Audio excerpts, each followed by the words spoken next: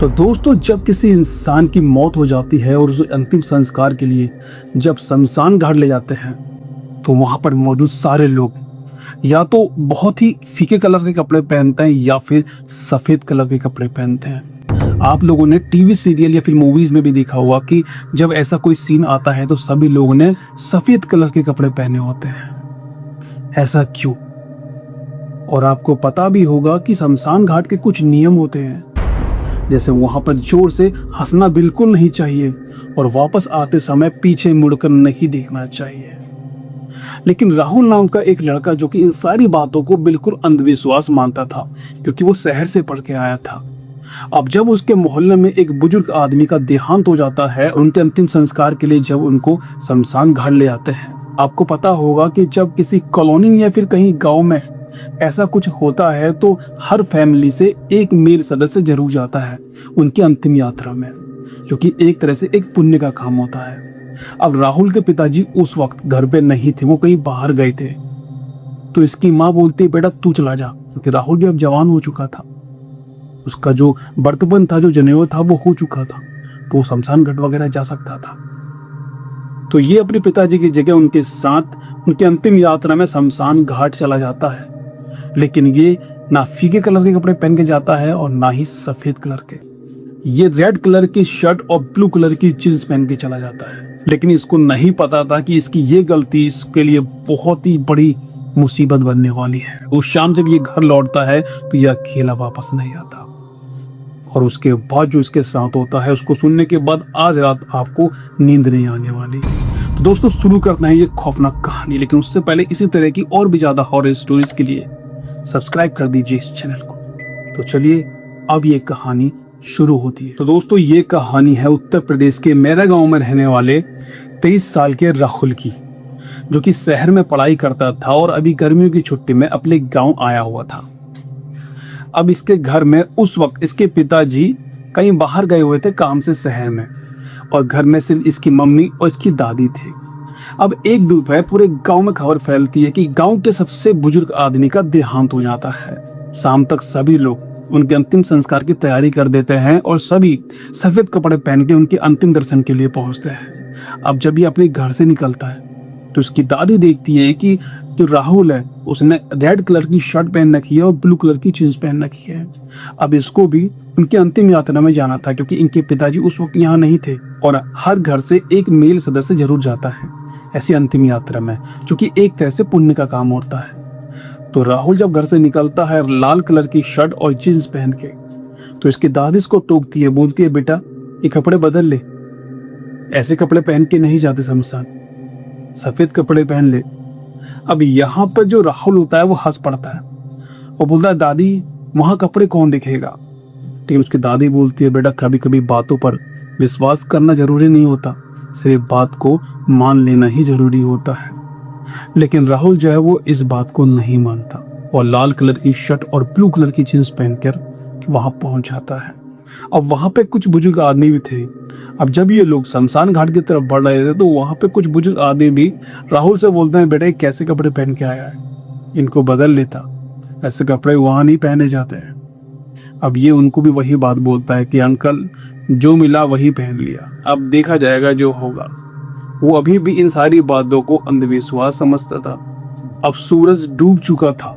शमशान घाट गांव से लगभग 2 किलोमीटर दूर नदी के किनारे पर था, जहां पर चारों तरफ पुराने बरगद और पीपल के पेड़ थे।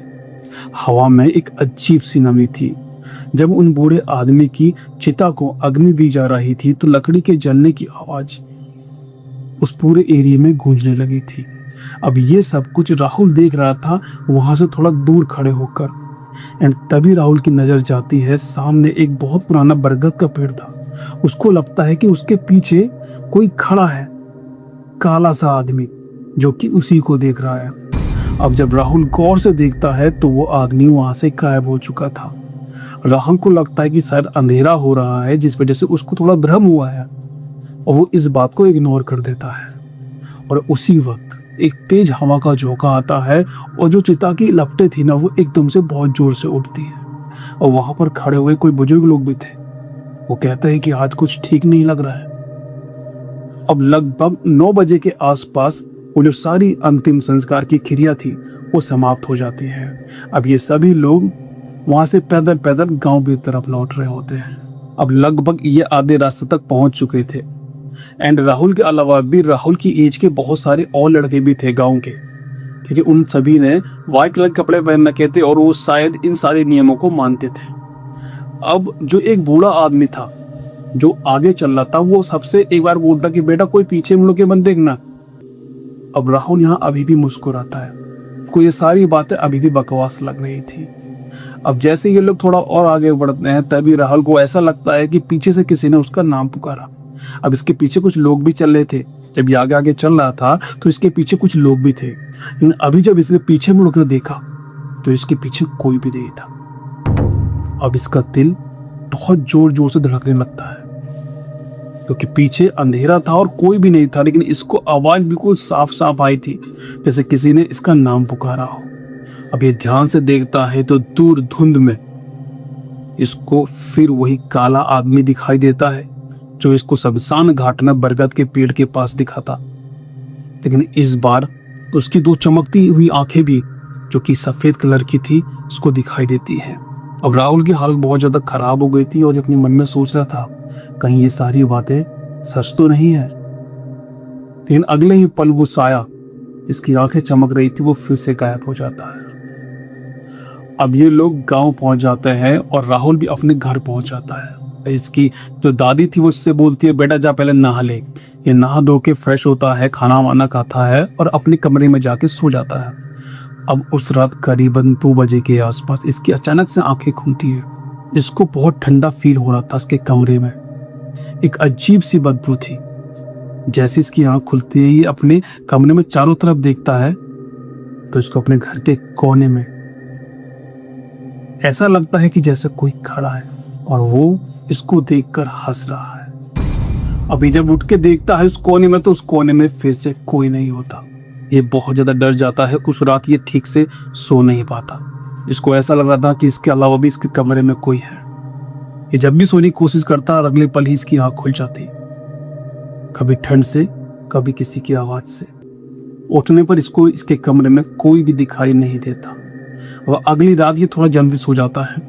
7 बजे ये सो जाता है खाना वाना खा के। एंड इसकी आंख खुलती है करीबन 11 बजे और ये वॉशरूम जाता है। अब वॉशरूम से आके जब ये हाथ धोता है तो ये देखता है कि मिरर में इसके पीछे वही काला साया खड़ा है जो किसको देखकर हंस रहा है।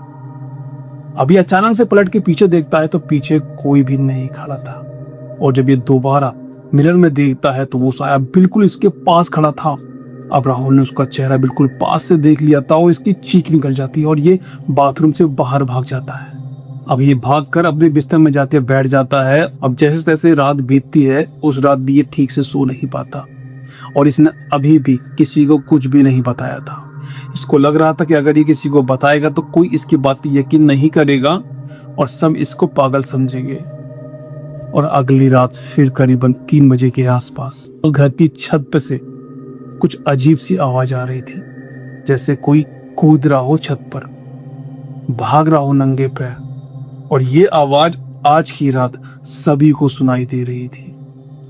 अब जब इसकी दादी से कमरे में आती है और बोलती है कि बेटा राहुल छत पे देख, कोई जानवर तो नहीं है, बहुत तेज तेज आवाज आ रही है।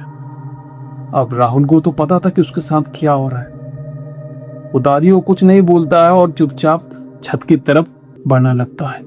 जब ये सीढ़ियों से होता हुआ छत पर जाके देखता है तो वहां पर कोई भी नहीं था, कोई आवाज नहीं आ रही थी। अब जैसे ही वापस सीढ़ियों से नीचे की तरफ आ रहा होता है, इसके पीछे से इसको फिर से हंसने की आवाज आ रही होती है। अब ये धीरे धीरे डरते हुए जब पीछे की तरफ मुड़ के देखता है तो छत में इसको अंधेरे में वही 2 आंखें दिखाई देती हैं, सफेद कलर की चमकती हुई। अब ये भागता हुआ नीचे आता है और अपने दादी के गले लग जाता है और दादी को सब कुछ पता डालता है। इस शाम में शमशान घाट गया था, वहीं से मुझे एक साया दिखाई दिया था बरगद के पेड़ के पास से, और अब मुझे वो कमरे में दिखाई देता है, अपने मिरर में दिखाई देता है और अभी छत पर भी मुझे वही दिखाई दिया। उसकी दादी बोलती है बेटा तू डर मत। और उस रात राहुल अपनी दादी के साथ उसके कमरे में ही सोता है। अब अगली सुबह दादी ने गांव के एक बुजुर्ग आदमी को बुलाया जो कि थोड़ा जानकार थे। अब जब वो आते हैं, वो राहुल को देखते हैं, तो वो कहते हैं कि बेटा तुम शमशान घाट गए थे? राहुल हाँ में सर हिलाता है। हाँ बाबा, मैं शमशान घाट गया था और मैं इस तरह के कपड़े पहन के गया था।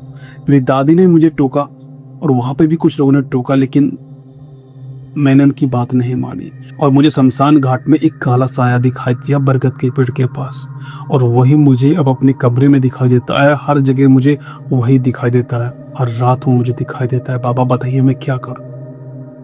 अब बाबा उससे बोलता है कि बेटा कुछ भी हो जाए, वो कितनी भी आवाज करे, तू उसकी आवाज की तरफ मत बढ़ना, और आज की रात तू घर से बिल्कुल भी बाहर मत निकलना। कल रात हम इसका इलाज कर देंगे। अब उतना कहकर वो बाबा वहां से चले जाते हैं। अब उस रात करीबन 2 बजे के आसपास राहुल को ऐसा लगता है कि जैसे उनके घर का दरवाजा बाहर से कोई खटखटा रहा है, लेकिन घर का कोई मेहमान दरवाजा नहीं खोलता। कुछ देर बाद वही आवाज राहुल के कमरे की खिड़की पर आने लगती है, लेकिन राहुल अपने बिस्तर से नहीं उठता, और फिर वही आवाज छत पर से आने लगती है। लेकिन अभी भी कोई मेंबर कोई मूवमेंट नहीं करता, सब आराम से अपने कमरे में ही थे। कोई भी उस आवाज की तरफ नहीं जा रहा था, और अगले ही पल पूरे घर की लाइट चली जाती है, और राहुल को ऐसा लगता है कि उसके बिस्तर के पास कोई खड़ा है, वही काला साया जो कि उससे बोल रहा है कि अब मैं तुम्हारे साथ ही रहूंगा, मैं नहीं जाऊंगा। लेकिन राहुल चुपचाप अपने बिस्तर पर लेटा होता है, कोई मूवमेंट नहीं करता है। अब जैसे तैसे वो रात कटती है, अगली सुबह होती है, वो बाबा फिर से आते हैं, राहुल को कुछ सामान की लिस्ट देते हैं। राहुल जाता है मार्केट, वो सामान लेके आता है, और उस रात वो लोग 12 बजे वो बाबा राहुल को लेके शमशान घाट जाते हैं। वही नदी का किनारा, वही शमशान घाट, वही बरगद का पेड़। अब जब बाबा वहां बैठते हैं और कुछ पूजा पाठ करने लगते हैं, वो राहुल को बोलते हैं अपनी आंखें बंद रखना, कोई भी आवाज आए, कुछ भी हो, अपनी आंखें मत खोलना जब तक मैं ना कहूं। और बाबा मंत्र पढ़ना शुरू करते हैं, और कुछ ही देर में वही साया उनके सामने प्रकट हो जाता है। बाबा अपनी पूजा पाठ को चालू रखते हैं, और उस पूरी पूजा के दौरान राहुल को और उन बाबा को अपनी आसपास से बहुत अजीब तरह की आवाजें आ रही थी, जैसे उनके पीछे कोई खड़ा है, कोई जानवर जो कि घुर्रा रहा है, सलावर जैसे कोई अभी उन पर झपट्टा मार लेगा और उनकी जान ले लेगा। लेकिन वो लोग बिल्कुल मूवमेंट नहीं करते हैं। जैसा बाबा ने कहा था, राहुल उसी तरह से बैठा होता है आंखें बंद करके, और आधे घंटे में ही शमशान घाट बिल्कुल शांत हो जाता है। वो साया अब गायब हो चुका था। अब राहुल को भी ऐसा लगता है कि सब कुछ ठीक हो गया है, और वो लोग वहां से आ जाते हैं। अगली सुबह वो बाबा फिर से उनके घर आता है और बताता है कि राहुल के पीछे जो शमशान घाट में बरगद है, वहां पे एक आत्मा थी जिसको मुक्ति नहीं मिली थी, और वो भटक रही थी। जब राहुल को उसने अपने पास आते हुए देखा पेड़ के पास, और इसके जो चटकीले कपड़े थे, कलर देखकर वो इसकी तरफ अट्रैक्ट हो गई और इसके साथ इसके पीछे पीछे आ गई। उस दिन से राहुल उसको समझ में आ गया था कि जो नियम पहले से चले आ रहे हैं, वो नियम यूं ही नहीं है, उनके पीछे एक बहुत बड़ी वजह होती है। तो दोस्तों, अब आपको समझ में आ गया होगा कि शमशान घाट में किसी के अंतिम संस्कार के दौरान सभी लोग सफेद कपड़े क्यों पहनते हैं। सफेद कलर एक ऐसा कलर होता है जो कोई भी कलर को एब्जॉर्ब नहीं करता, यानी कि अगर सफेद कलर पे एक हल्का सा भी तार लगता है तो वो साफ साफ दिखाई देता है। लेकिन ब्लैक और रेड कलर ऐसे कलर होते हैं जो कि काफी सारे कलर्स को, एंटिटीज को अपनी तरफ अट्रैक्ट करते हैं, अब्सॉर्ब करते हैं। इसलिए शमशान घाट में अक्सर लोग सफेद कपड़े पहनते हैं। काले कपड़े, लाल कपड़े, ये कपड़े नहीं पहने जाते दोस्तों। तो दोस्तों, अगर आपको ये स्टोरी अच्छी लगी हो तो वीडियो को लाइक करके चैनल को सब्सक्राइब जरूर कर दीजिएगा। मैं मिलता हूँ आपसे अगली कहानी में। Good bye.